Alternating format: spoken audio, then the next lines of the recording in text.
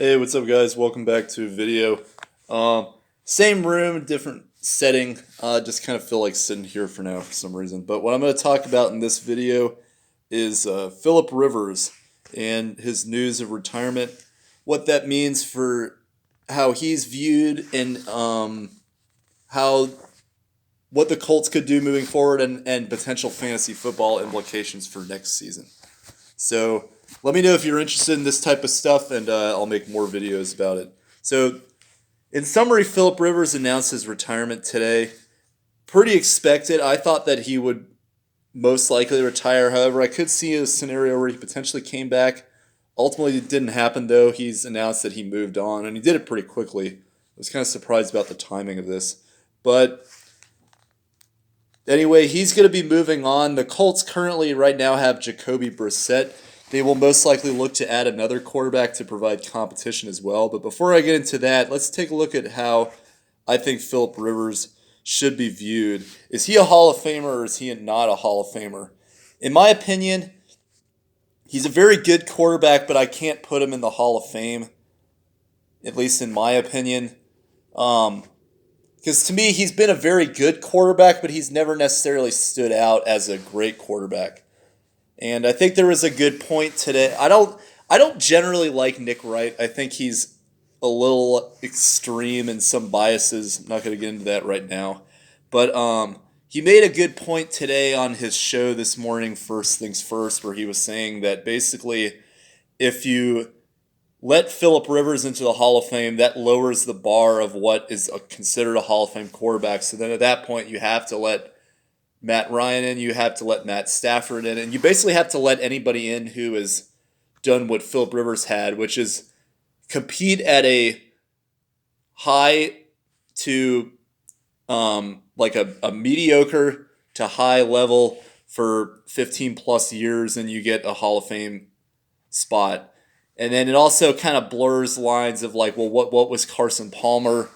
I mean, he had like good career. What was Donovan McNabb? He had a good career. Neither of them had great careers, but were they necessarily better Were they necessarily not as good quarterbacks as Phillip Rivers? That's a significant debate to have. So I think he is going to end up getting in because of the because of the numbers that he's put up. But a lot of that is because he's, one, had great weapons throughout his career, and two, has played for a long time and has been very durable.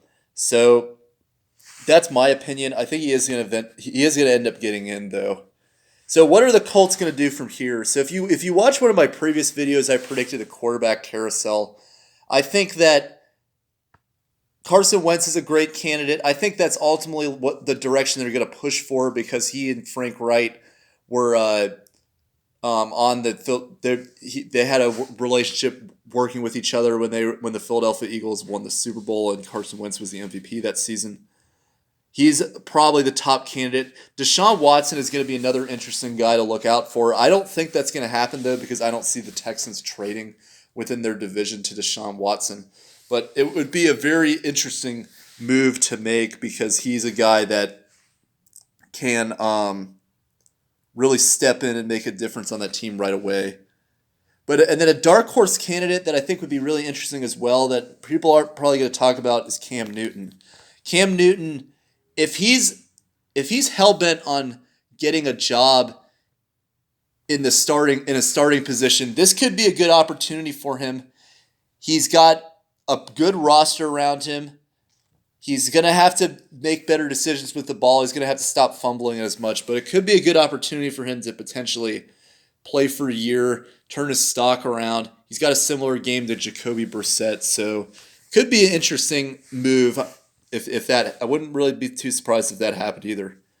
Real quick, in the last 30 seconds of this video, fantasy implications. I think that it's really going to depend on what quarterback, but I think with the loss of Phillip Rivers, the biggest riser I see is T.Y. Hilton.